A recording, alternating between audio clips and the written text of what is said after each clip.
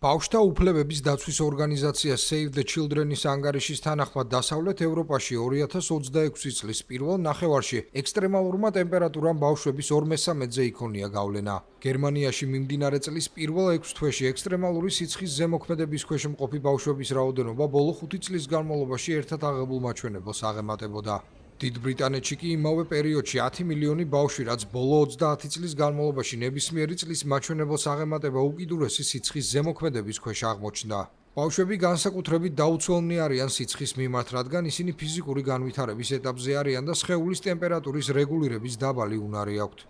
ეს მათ ელექტროლიტური დისბალანსის, ცხელების, სასუნთქი გზებისა და თირკმლის დაავადებების მაღალი რისკის ქვეშ აყენებს.